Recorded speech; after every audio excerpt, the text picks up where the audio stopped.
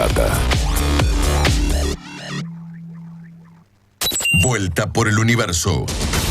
Mañana de sábado en Vorterix Mar del Plata. Check-in 8 a.m. Check-out 10 a.m. Vuelta por el universo. Todo lo que pasa en la Tierra.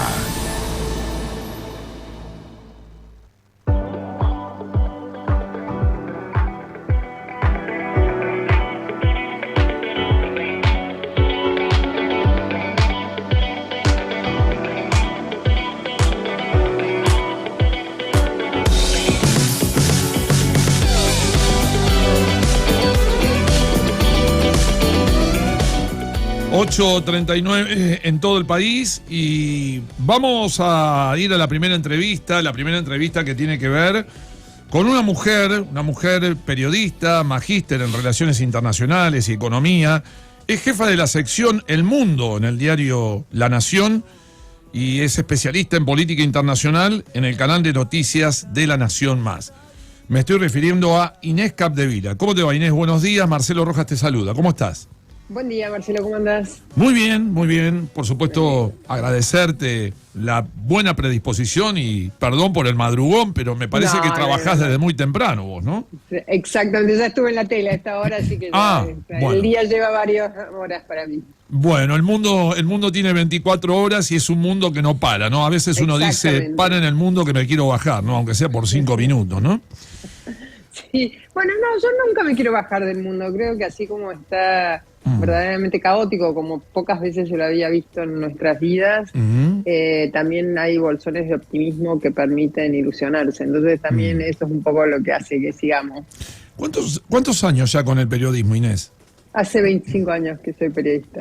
¿Y qué te motivó ser periodista?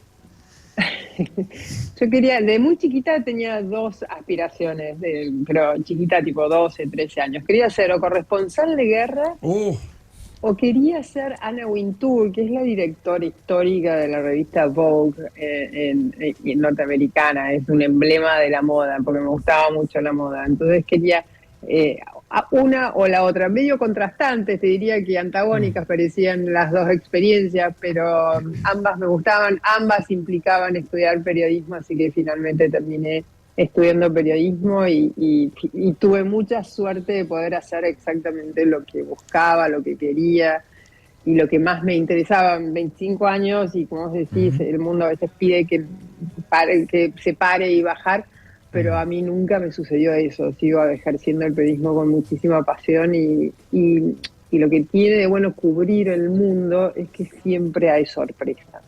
Cuando pensás que podés llegar a conocer todo, siempre hay un nuevo fenómeno, un nuevo país, una nueva crisis que te hacen aprender, te estimulan a conocer. Es verdaderamente alucinante. Bueno, hoy veo que hay periodistas argentinos que se animan a hablar del mundo, digo, porque antes, viste, era como que todo el mundo se focalizaba acá y todo el mundo, ¿no?, participaba de la grieta política y bueno, y eran muy pocos los periodistas que tenían una posición objetiva. Generalmente o estaban de un lado o del otro. ¿La empezaron a ver los periodistas argentinos, esto de narrar y comentar todo lo que está pasando en el mundo y su relación directa o indirecta con nuestro país? Yo te diría que, digamos, el periodismo internacional tiene una tradición larga en la Argentina, no es de ahora. Probablemente ahora se le da más, sobre todo en los medios gráficos la tenía. Incluso nosotros en La Nación, yo trabajo en La Nación, teníamos un montón de corresponsales extranjeros, lo seguimos teniendo, pero sí, digamos, era un énfasis gigantesco. Sí, lo que yo veo ahora es que empieza a ser un periodismo mucho más presente en la tele, en la radio, en los streamings. Entonces, eso le da una visibilidad que por ahí antes no tenía, pero no quiere decir que no existiera. Eso por un lado. Sin embargo, sí creo que la Argentina en general, no necesariamente solo el periodismo, padecíamos de algo así como, digamos, mirarnos a nosotros mismos y a nadie más. Eso se traducía en la política argentina, en la empresa argentina, en el trabajo argentino, en el periodismo argentino. Ahora la Argentina, cuando está tan quebrada, cuando, digamos, venimos de años de muchísimo deterioro, nos damos cuenta que la única salida es la conexión con el mundo, porque solos, como dicen en el Eternauta, solos no nos salvamos. Entonces creo que ese darse cuenta muy forzado, muy urgido por la circunstancia del deterioro argentino, de que el mundo es la solución, implica que también nos abrimos a conocer el mundo y a ver cómo ese mundo dialoga con la Argentina. Bien. Ya le voy a dar a Diego también, a mi compañero que está ansioso por preguntarte, pero te consulto esto y después ya te dejo con mi compañero. En el último artículo que escribiste el domingo pasado, 3 números que explican el caos en el mundo, que salió el domingo 25 de mayo, qué día, ¿no? Decís que por primera vez en 20 años hay más autocracias que democracias. Hay 91 gobiernos autoritarios o gobiernos que se disfrazan de democráticos para después llegar al poder y ejercer una gestión totalmente autoritaria. Y te pregunto, digo, hoy el periodismo, digo, es una profesión en riesgo, digo, la libertad de expresión está debidamente amenazada, restringida en el mundo. Hoy sí, claro, se hace difícil informar. Sí, también lo vemos en Argentina. Mira, hay varios, es un fenómeno bastante actual, que hay muchos índices o estudios anuales de calidad democrática del mundo, y eso también es lo que nos permite trazar un buen cuadro del estado de la democracia hoy. Esos índices de calidad democrática son varios, hay algunos muy conocidos, otros no tantos, pero todos tienen algunas conclusiones en común. Primero, la erosión democrática es algo que tiene muchos sinónimos: la recesión democrática, la erosión democrática, la deriva autocrática, digamos. Es un fenómeno que encuentra varias palabras y que marca un momento del mundo. Vos decías recién, hay más países. Sí, hay más países. Hay 91 autocracias y hay 88 democracias en este momento. Por primera vez en 20 años, recordemos que a fines de los 90 hubo lo que se llamó la tercera ola democrática, que fue una especie de amanecer democrático que recorrió todo el mundo. Ya en América Latina había empezado en los 80, pero lo vimos en la ex Europa del Este, lo vimos en Asia, en el sur de Asia e incluso en Asia Central. Ese periodo empezó a consolidarse hasta la mitad de la década pasada, 2014-2015 fue el pico democrático. Después empieza la erosión democrática, empiezan las autocracias a reconvertirse y también a afianzarse. Uno de los, digamos, de las primeras víctimas de la erosión democrática, y esto lo marcan prácticamente todos los informes anuales de calidad democrática, una de las primeras víctimas, les diría que la primera, es precisamente la libertad de expresión, la libertad de prensa, porque responde también a un poco a una receta que siguen tanto los líderes autocráticos consolidados como aquellos que aspiran a hacerlo, que es, digamos, hay 2 o 3 blancos que necesitan sí o sí restringir para empezar a consolidar su poder sin balances ni controles, que son la prensa, la oposición, y aunque no lo crean, también el empresariado independiente. Una de las medidas de calidad democrática o de cuán fuerte es una democracia, por ejemplo, es cuántas pymes hay en un país. ¿Por qué? Porque una pyme, un mundo de pymes consolidadas quiere decir una distribución del empresariado, una distribución de la riqueza bastante balanceada que también hace la consolidación democrática. Por lo tanto, ahí tenés 3 o 4 vértices contra los cuales la emprenden los futuros autócratas y los actuales autócratas inmediatamente cuando empiezan su deriva autocrática. Bien. Diego, ahora sí, tu turno. Gracias. ¿Qué tal, Inés? Muy buenos días. Hola, Diego, ¿cómo estás? Bien, mi pregunta tiene que ver también con este artículo, que está muy interesante, lo recomiendo, si lo quieren leer, lo pueden buscar en la página de La Nación. Estas autocracias en ascenso, bueno, la cuestión de las migraciones masivas, la deuda creciente y los conflictos crecientes, digo, ¿no son también un poco parte de responsabilidad, en algunos casos por omisión y en algunos casos por acción, del mismo Occidente, de los mismos gobiernos occidentales que deberían promover una mejor calidad democrática, digo, con sus omisiones en todos estos tiempos? Digo, porque son muchos conflictos que son derivados del siglo XX, o sea, que vienen del siglo XX, inclusive el crecimiento de las ultraderechas, por ejemplo. Sí, por supuesto que sí. Cualquier región, cualquier bloque cultural y geopolítico que diga que el otro es el que tiene la responsabilidad de los males del mundo, digamos, está verdaderamente mintiendo de forma flagrante. Claro que sí, Occidente por supuesto que es el germen de muchos de esos males, de la misma forma que también lo son otros bloques. En Occidente todos estos fenómenos que estamos describiendo también existen. Si miramos a Estados Unidos vamos a encontrar, Estados Unidos en los informes de calidad democrática es uno de los países que más empieza a caer en su calidad democrática, y lo vemos más manifiestamente durante este mandato de Donald Trump, que ya lleva 6 meses, ha gobernado prácticamente a través de decretos, ha lanzado una enorme, embestida contra la prensa, contra los órganos de control del gobierno. Ese es otro de los habituales blancos de los futuros autócratas.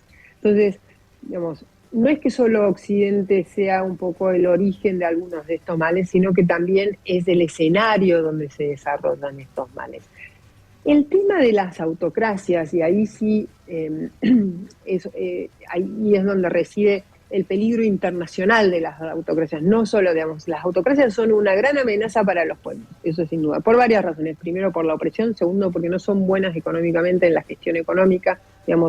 No hay, los otros estudios indican que las autocracias tienen una muy corto periodo de vida de buena economía, 2 o 3 años, y después empiezan un declive que a su vez aumenta la necesidad de reforzar el control sobre la sociedad para evitar las protestas. Entonces, vemos eso, pero uno de los factores más inquietantes de las autocracias es que son más proclives a generar guerras. ¿Por qué? Por cómo necesitan del relato nacionalista, por cómo necesitan construir enemigos afuera, son más proclives a construir guerras. Si nosotros vemos las últimas 3 guerras, los 3 conflictos bélicos de los últimos 5 años, están todos iniciados por autocracias o por grupos autocráticos. Jamás es, además de un grupo terrorista, es un grupo autocrático o que gobernó de forma autocrática Gaza, por ejemplo. Ni hablar de Rusia, o por ejemplo India y Pakistán son 2 países, uno que está en la deriva autocrática, otro una autocracia bastante electoral, pero bastante afianzada. Entonces, lo que vemos es la conflictividad está a su vez alimentada por este surgimiento de autocracias. Eso es un mal que por supuesto lo encontramos en Occidente, pero también atraviesa a otras regiones del mundo, independientemente del origen cultural, político e ideológico. Te pregunto, ¿el mundo tiene posibilidades de sobrevivir, o tiene fecha de vencimiento? Porque, ¿qué es lo que va a terminar al mundo, ¿Una catástrofe, un desastre natural o una guerra iniciada por gente que tiene el motor fuera de borda, ¿no? Pienso en un Putin, pienso en un Maduro, en un Trump, en un Ortega, en un Netanyahu.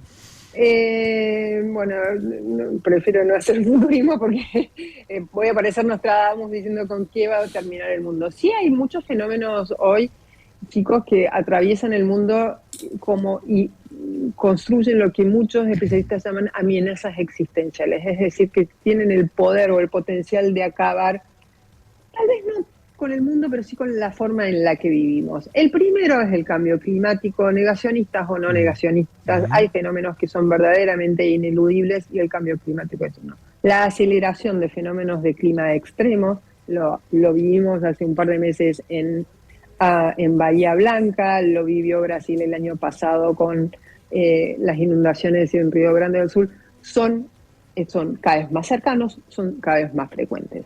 Podés querer negar el cambio climático, podés querer hacer apología de la lucha contra el cambio climático, pero lo cierto es que hay datos innegables. Ese es uno de los fenómenos que si el mundo no aprende a convivir con eso y tratar de contenerlo, eso probablemente sea una amenaza existencial palpable dentro de algunos siglos seguramente. Hay otros cambios, y vos mencionabas otros fenómenos que tienen la capacidad de acabar con cómo vivimos, no sé si con el mundo, o transformar radicalmente la forma en la que vivimos.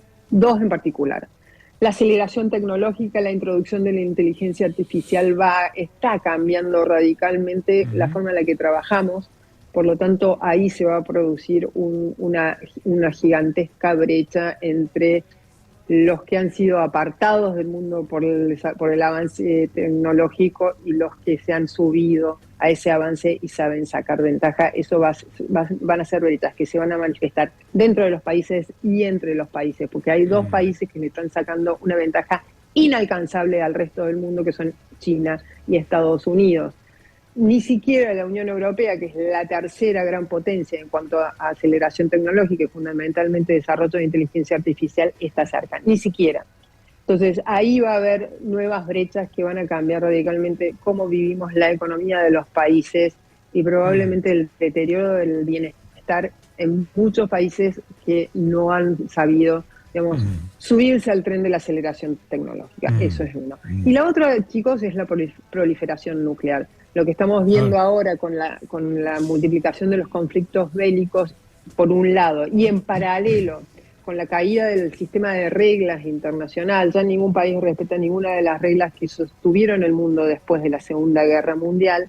Lo que vemos es un sálvese quien pueda. Y ese sálvese quien pueda de los países, digamos, de un segundo rango en tamaño y potencia militar y económica, implica armas nucleares, aspirar a armas nucleares. Hay 5 países que pueden, según la norma internacional, tener armas nucleares, que son los 5 miembros del Consejo de Seguridad: Estados Unidos, Rusia, China, Gran Bretaña y Francia.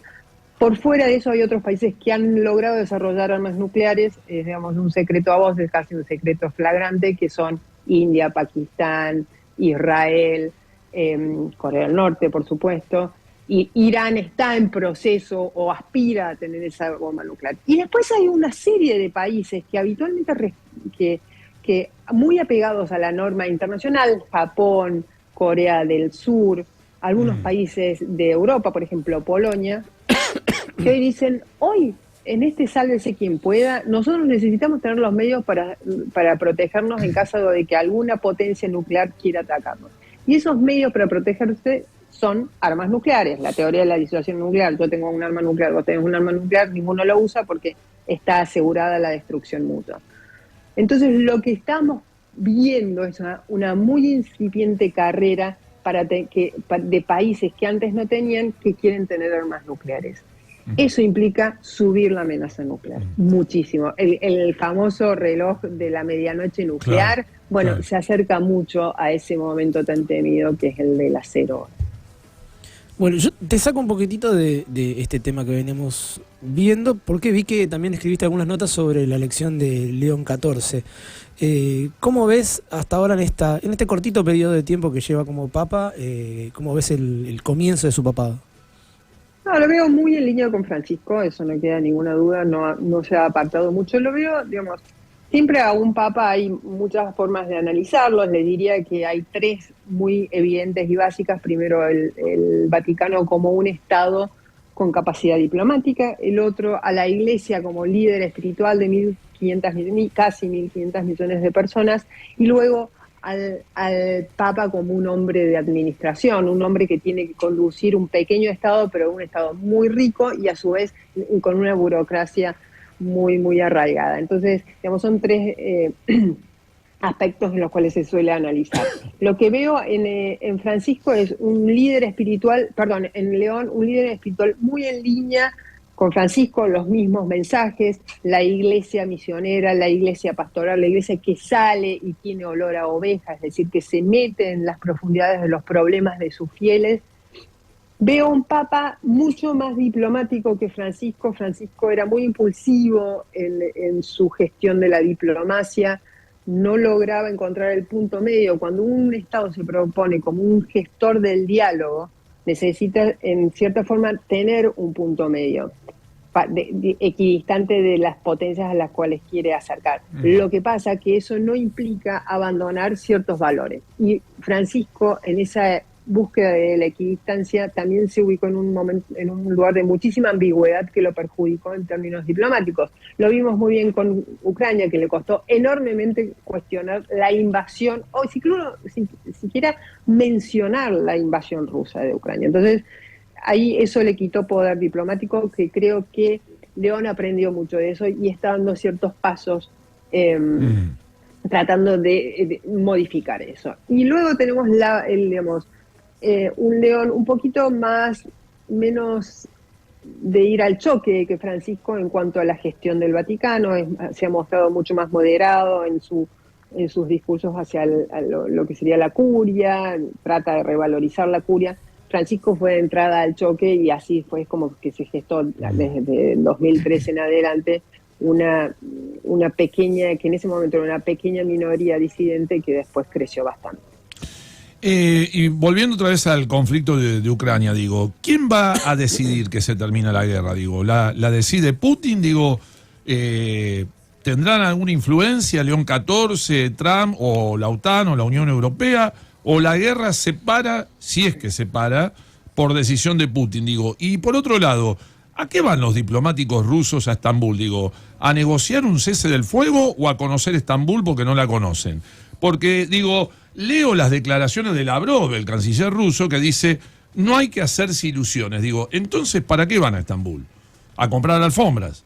Bueno, siempre es mejor hablar que no hablar. No importa cuál sea el resultado de ese proceso de diálogo, aun cuando sea un fracaso tras otro, es mejor mantener las líneas de comunicación abiertas a que no estén abiertas. ¿Por qué? Porque las líneas de comunicación abiertas pueden, por lo menos, contener o evitar grandes tragedias, que incluso hay grandes tragedias y grandes accidentes dentro de la guerra. La guerra es una gran tragedia en sí misma, pero hay tragedias que pueden disparar y hacer crecer exponencialmente el sufrimiento de una guerra. Entonces, es mejor mantener los canales abiertos que no tenerlos. Eso es un gran avance de este año. Están un poco abiertos los canales, a veces funciona mal la línea del celular, tiene mucho ruido, se corta, pero por lo menos funcionan. Ahora, ¿quién va a decidir el destino de esta guerra?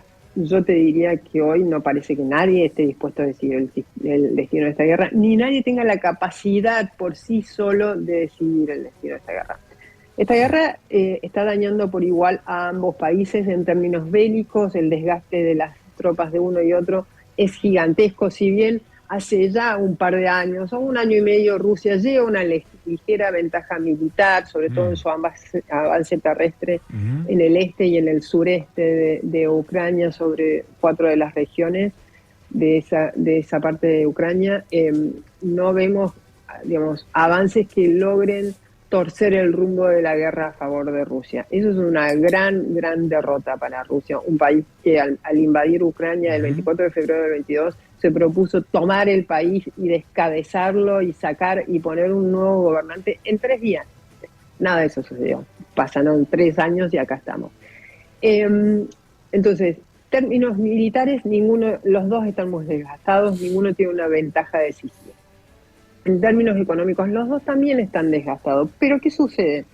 La economía rusa depende enteramente, les diría en este momento, de la guerra. Por lo tanto, hay que ver si Putin quiere terminar con una guerra que en cierta forma le ha permitido mantener a su economía a flote. Si se termina la guerra, esa economía de guerra, por supuesto que implica una economía de guerra, que todo el esfuerzo económico se concentra en la construcción de la maquinaria bélica, claro, y en el sostén del Estado como pilar de esa maquinaria bélica. Entonces, si se termina la guerra, eso se desacelera. Y no hay otra economía buscando reemplazar esa economía de guerra, porque es una economía que pasó de ser una economía basada en el ingreso por petróleo y gas a ser una economía de guerra. El petróleo y el gas de Rusia hoy están bastante, primero los precios están muy bajos y segundo, ha cortado sus destinos legales, porque es parte de las sanciones, dejó de venderle a muchos países. Entonces, no hay una economía que pueda reemplazar tan fácilmente esa economía de guerra, por lo cual a mí me cuesta creer que Putin sea muy sincero en esto que dice, bueno, es hora de terminar la guerra, cuando habla con Trump. Del lado de Ucrania hay probablemente una necesidad de terminar la guerra. Sin embargo, no en las condiciones que plantea Rusia. Rusia se quiere quedar con 4 de estas regiones ucranianas sobre las que ya tiene presencia, que implican un poco más del 20% del territorio. Quiere quedarse con un lugar emblemático que es Crimea, y también quiere asegurarse de que Ucrania no sea parte de la OTAN, porque lo ve como una amenaza existencial. Recién hablábamos de amenazas existenciales. Rusia cree que la OTAN, la alianza occidental, es una amenaza existencial más que a su vida, a su poder, al poder que cree que le es debido históricamente.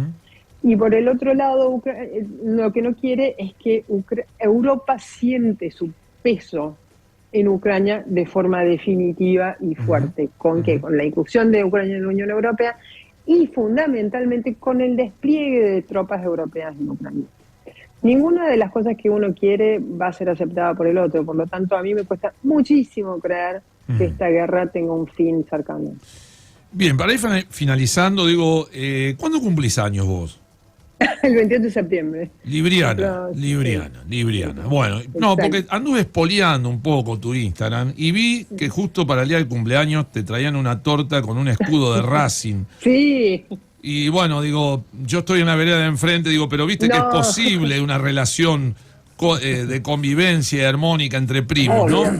Siempre. Vos de Racing, no los estadios pegados. Claro, vos de Racing, yo de Independiente, por eso...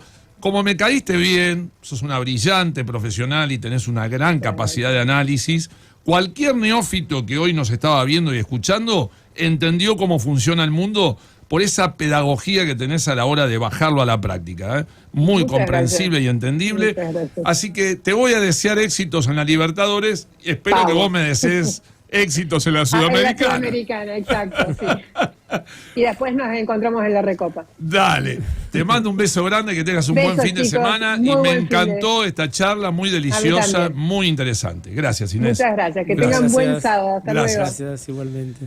Bueno, la palabra de Inés Capdevila, deliciosa mujer, la verdad, brillante, muy inteligente, muy buena nota. Y muy buena nota, la verdad, qué lindo poder de análisis que tiene, ¿no? Qué bien lo dice. Exactamente, sí. Como lo decís vos, muy pedagógicamente. Bueno, vamos a la música. Rápidamente nos vamos a la pausa porque ya tenemos una nota para el bloque que viene. ¿Con qué nos vamos? Nos vamos a ir con Coldplay y Tini. Y la canción se llama We Pray. Nosotros rezamos.